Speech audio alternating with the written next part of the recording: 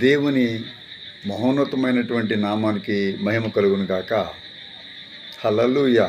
ఎలా ఉన్నారు శ్రోతలు, వీక్షకులు, ప్రేక్షకులు, విశ్వాస వీరులైన మీ అందరికీ పేరు పేరున వందనాలు తెలియజేస్తూ, మరి ఇలాంటి మంచి అద్భుతమైన సమయాన్ని దేవుడు మనకు అనుగ్రహించినందుకై నేను మీతో కలిపి ఇక్కడ నిలబడి దేవుని యొక్క వాక్యం పంచుకోవడానికి దేవుడు నాకు ఇచ్చినటువంటి ఆపర్చునిటీని బట్టి నేను దేవునికి వందనాలు తెలియజేస్తున్నాను. మీరందరూ బాగున్నారని నేను నమ్ముతున్నాను. కానీ మనం అందరూ తెలుసుకోవాల్సినటువంటి విషయాలు అనేకమైనవి పరిశుద్ధ గ్రంథంలో ఉన్నాయి. దేవుడు ఈ గ్రంథం ద్వారా మనతో మాట్లాడుతున్నాడు. గత కాలంలో ప్రవక్తల ద్వారా, దర్శనాల ద్వారా, కళల ద్వారా దేవుడు మాట్లాడటం జరిగింది, ఇప్పుడు కూడా జరుగుతుంది. అదేవిధంగా ఎల్లప్పుడూ వాక్యం ద్వారా దేవుడు మాట్లాడతాడు. ఎందుకంటే వాక్యము దేవుడే ఉన్నాడు అని మనకందరికీ తెలుసు. కీర్తన గ్రంథము 40వ అధ్యాయము 4వ వచనాన్ని మనం చూస్తున్నప్పుడు దాంట్లో ఒక మాట కనబడుతుంది. Book of Psalms 40th chapter and 4th verseలో చక్కనటువంటి మాట ఒకటి కనబడుతుంది. యెహోవాను నమ్ముకొనువాడు ధన్యుడు. దేవుణ్ణి నమ్ముకునేవాడు మొదటగా ధన్యుడు అని లేఖనము స్పష్టీకరిస్తుంది. ఈ మధ్యాహ్న కాల సమయంలో మనము దేవుణ్ణి నమ్మనీయకుండా సాతానుడు ఎన్నో ఆటంకాలు మానవులకు కలిగిస్తూ ఉన్నాడు. ఎన్నో అవరోధాల్ని కలిగిస్తూ ఉన్నాడు. ఎన్నో దురాలోచనల్ని తీసుకువచ్చి మనము దేవుడికి దగ్గర కాకుండా చూస్తూ ఉన్నాడు సాతానుడు. ఇలాంటి సమయంలో ఈ వాక్యము మనల్నే కాకుండా అనేక మందిని ఇది బలపరచాలి. ఏం మాట చెప్తుంది? యెహోవాను నమ్ముకునేవాడు ధన్యుడు. మనం దేవుడిని ఎందుకు నమ్ముకోవాలి? దేవుడు ఎవరు? యేసుక్రీస్తునే మనం ఎందుకు నమ్ముకోవాలి అనే విషయాల్ని మనం పరిశీలించుకుంటే ఇదే అధ్యాయంలో ఈ ప్రశ్నలన్నిటికీ జవాబు దొరుకుతుందండి. అందరూ జాగ్రత్తగా వినాలి. దేవుని యొక్క పరిశుద్ధ గ్రంథాన్ని చాలా పరిశీలించి మనం చదువుకుంటున్నాము. మనము దేవుని యొక్క వాక్యాన్ని చాలా జాగ్రత్తగా విని దాని యొక్క ఆశీర్వాదాన్ని పొందాలి. 40వ అధ్యాయం ఇదే శామ్స్ 40th చాప్టర్ 10th verseలో నీ నీతి, దావీదు అంటున్నాడు. ఎవరి నీతి? దేవుని యొక్క నీతి. నీ సత్యము, నీ కృప, నీ కృపా సత్యము, నీ రక్షణ, ఇంకా కిందకు వస్తే నీ వాత్సల్యము. మనం దేవుని ఎందుకు నమ్మాలి అంటే దేవుడి దగ్గర నీతి ఉన్నదండి. దేవుడి దగ్గర సత్యం ఉంది. దేవుడి దగ్గర కృప ఉన్నది. దేవుడి దగ్గర కృపా సత్యాలు ఉన్నాయి. దేవుడి దగ్గర రక్షణ ఉంది. యేసుక్రీస్తు దగ్గర వాత్సల్యం ఉంది. మనం దేవుని ఎందుకు నమ్మాలి అంటే ఇవి మరి ఏ దేవత దగ్గర, ఏ దేవుళ్ళుగా పిలవబడుతున్న వారి దగ్గర లేనే లేవు. ఆధారాలతో మనకు లేఖనాలు స్పష్టీకరిస్తున్నాయి ఎప్పటికప్పుడు. దేవుడు నీతిమంతుడు, దేవుడే సత్యము, దేవుడి దగ్గర కృప దొరుకుతుంది. దేవుడు కృపాసత్య సంపూర్ణుడు, ఆయన రక్షణకర్త, ఆయన వాత్సల్యము గొప్పది, ఆయన దగ్గర వాత్సల్యం ఉన్నది. మనం దేవుని ఎందుకు నమ్ముకోవాలి అనేటువంటి ప్రశ్నకి జవాబు ఇదే అధ్యాయం మనకు స్పష్టీకరిస్తుంది. ప్రియ శ్రోతలారా, ప్రియ సోదరులారా, మీరు దేవుని ఎందుకు నమ్ముకోవాలంటే ఆయన నీతిని మీరు పొందితేనే కానీ ఆయన రాజ్యంలో ప్రవేశించలేరు. ఆయన సత్యాన్ని మీరు ఎరగకపోతే మీరు నిత్య నరకంలోకి వెళ్ళిపోవలసిందే. దేవుడు కృప లేకపోతే నువ్వు ఇక్కడ తప్పించబడలేవు. దేవుడు కృప, దేవుడు సత్యము ప్రతి మానవుడికి అవసరము. నీ రక్షణ, అవును, ఆయన మనల్ని రక్షించడానికి వచ్చినటువంటి దేవుడు. దావీదు ముందుగానే ఆయన రక్షణ గురించి మాట్లాడుతూ ఉన్నాడు. పాపము నుండి ప్రతి మానవుడు రక్షించబడాలి. దేవుడిని ఎందుకు నమ్మాలంటే దేవుడిలో రక్షణ ఉంది. యేసుక్రీస్తు దగ్గరికి ఎవరు వస్తారో వారు రక్షించబడతారు. నమ్మి బాప్తీసు పొందినవాడు రక్షింపబడిన లేఖనం స్పష్టీకరిస్తుంది కదా. ఆయన దగ్గర వాత్సల్యము. ఏ వ్యక్తి అయితే వాత్సల్యం లేక, మరి దీవెన లేక, మరి ఆశీర్వాదం లేక మనుషులకి మరి చేత వెలివేయబడినటువంటి వాడిగా, లేకపోతే కుటుంబస్తుల చేత వెలివేయబడిన వాడిగా ఉంటున్నాడు. అటువంటి వారందరికీ దేవుడు వాత్సల్యతను, ప్రేమను చూపిస్తున్నాడు. దేవుడు ఎందుకు నమ్ముకోవాలి అంటే, ఇవన్నిటినీ మనం పొందుకోవాలి అంటే మనం దేవుణ్ణి నమ్ముకోవాలి, యేసుక్రీస్తు దగ్గరికి రావాలి. ఆయన పరిశుద్ధుడు, ప్రేమగల దేవుడు. 40వ అధ్యాయం 5వ వచనం చెప్తుంది, నీకు సాటి అయిన వాడు ఒక్కడనూ లేడు. మనం పూర్తిగా దేవుని గ్రంథం 40వ అధ్యాయాన్ని మాత్రమే చదువుకుంటున్నాం.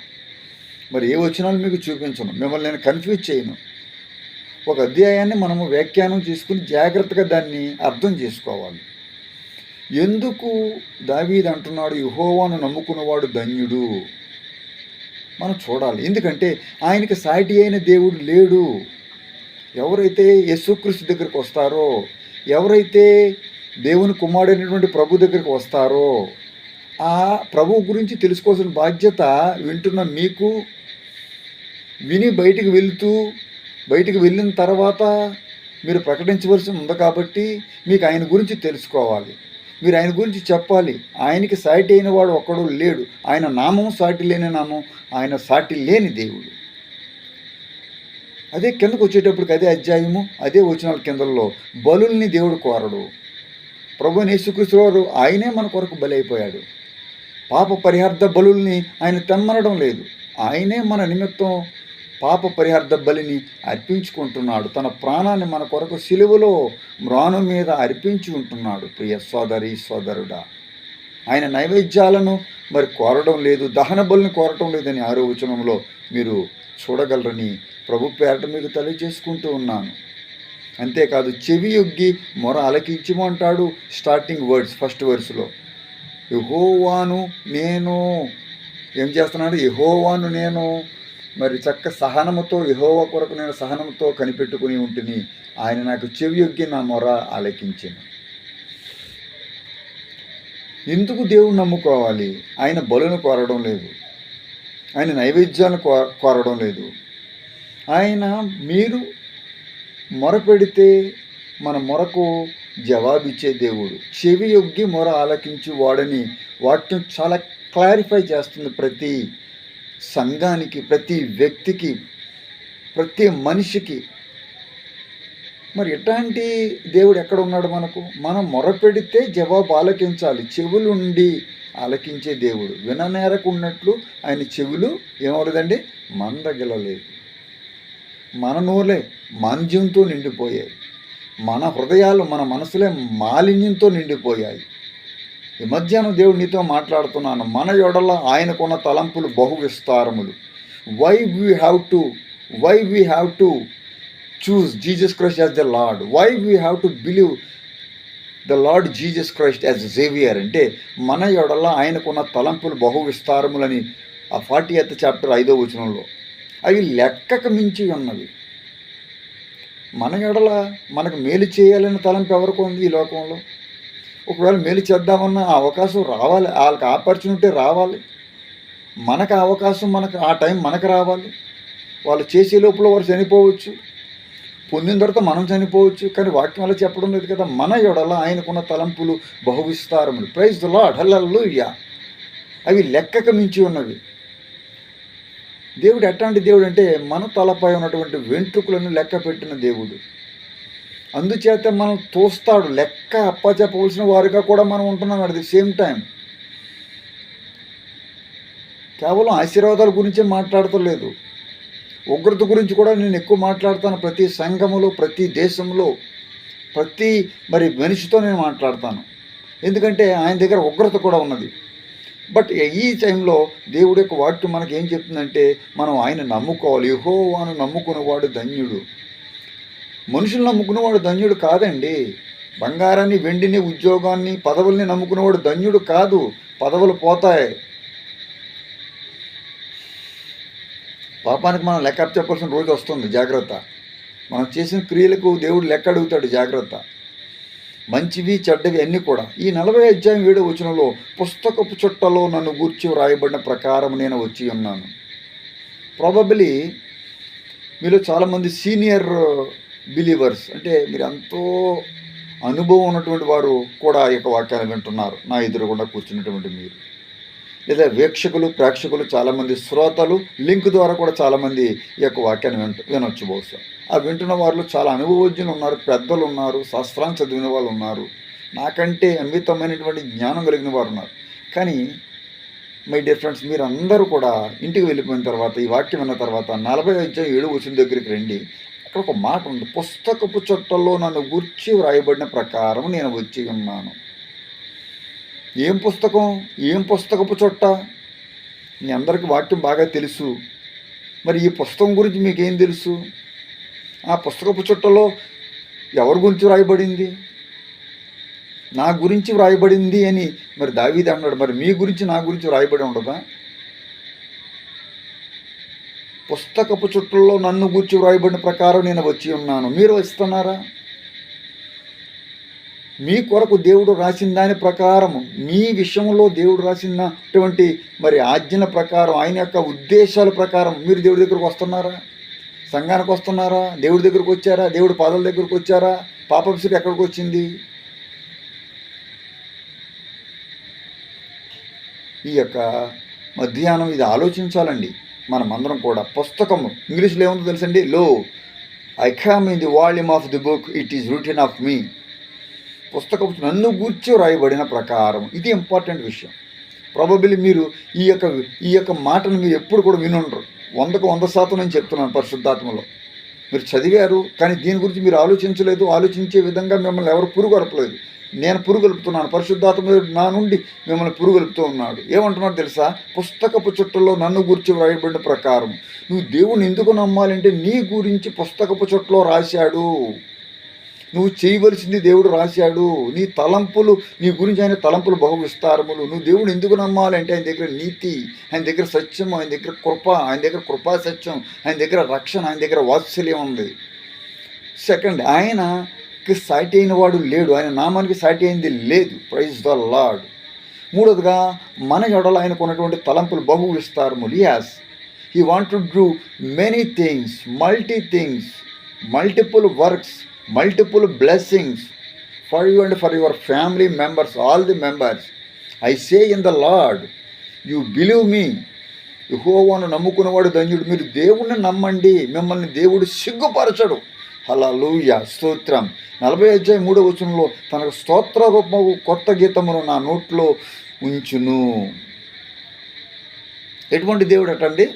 తనకు స్తోత్ర రూపం అంటే ఆయన మనం స్తుతించేలాగా మన నోట్లో ఆయన స్తుతుల్ని పెడతాడు.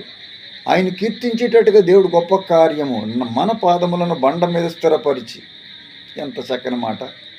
ఆయన మనం ఎందుకు నమ్ముకోవాలంటే మన పాదాలని ఆయన స్థిరపరిచి తనకు స్తోత్ర రూపముకు కొత్త గీతాన్ని, నూతనమైనటువంటి పాటను, నూతనంగా సంతోషమైనటువంటి పాటను మన నోట్లోంచి ఆయన రప్పించగల దేవుడు. కాబట్టి మనం ఆయన నమ్ముకోవాలి. ఒకవేళ మనుషులు నమ్ముకుని ఇంకా జీవిస్తుంటే Lord is saying you, come away from all those things, worldly things. పదవులను నమ్ముకుని చాలామంది నాశనం అయిపోయారు. మనుషులు నమ్ముకుని అనేక మంది చనిపోయారు. రాజ్యాలేవి, రాజులేరి.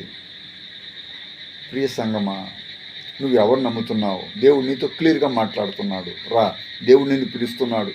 ఆయన నమ్ముకుంటే నువ్వు ధన్యురాలు అవుతావు, నువ్వు ధన్యుడు అవుతావని ఈ యొక్క మధ్యాహ్నం పరిశుద్ధాత్మ దేవుడు మనతో మాట్లాడుతున్నాడు. అనేకులు దాన్ని చూసి, ఎంత చక్కని మాట, అనేకులు దాన్ని చూసి హో యందు నమ్మిక ఉంచెదరు. నువ్వు స్థిరపడటం చూసి, నువ్వు బలపడటం చూసి, నువ్వు దీవించబడటం చూసి అనేకులు యెహోవా యందు నమ్మిక ఉంచెదరు.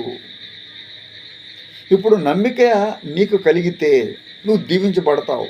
నువ్వు దీవించబడటం చూసి అనేకులు ఆమేన్ దాన్ని చూసి, అనేకులు నిన్ను చూసి దేవుని నమ్మికుంచే రోజు రాబోతుంది. పరిశుద్ధాత్మ దేవుడు మాట్లాడుతున్నాడు.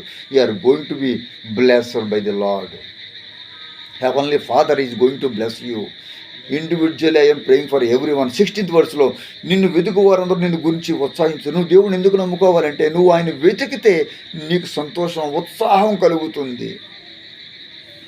వెదుకుడి నేను దొరుకుదును అన్న వాక్యం చెప్తుంది. అడుగుడి మీకు ఇవ్వబడిన, వెదుకుడి మీకు దొరుకును. నిన్ను వెతుకు వారందరూ సంతోషిస్తారు, ఉత్సాహిస్తారని కీర్తనాకారుడు ఉజ్జీవ కీర్తనలు పాడినటువంటి దావీదు, ఉజ్జీవంతో పోరాడినటువంటి దావీదు కీర్తన గ్రంథంలో మనకు 40 అధ్యాయంలో కనబడుతుంది. 40 అధ్యాయం 17 వచనంలో మన సహాయము, 13 వచనంలో త్వరగా రమ్ము. అవును, మన సహాయం. ఇక్కడ చాలా చూసాం. మన సహాయానికి ఆయన త్వరగా వచ్చే దేవుడు. అధైర్యముతో బలహీనపడిపోయి ఉన్నావా? అపాయంలో ఉన్నావా? సంగమా, దేవుడు నిన్ను బలపరచబోతున్నాడు. దేవుడు నిన్ను ఆశ్రయించబోతున్నాడు. ఇది ముమ్మాటికి నిజం. మిమ్మల్ని దేవుడు బలపరచబోతున్నాడు. దేవుని నమ్ముకుందాం, దేవుని యొక్క కార్యాలని నమ్ముకుందాం, దేవుడు చేసిన క్రియలను, తలంపులను ఆలోచిద్దాం. దేవుడి వాక్యం ద్వారా మిమ్మల్ని, మీ కుటుంబాలను ఆశీర్వదించును గాక. ఆమేన్.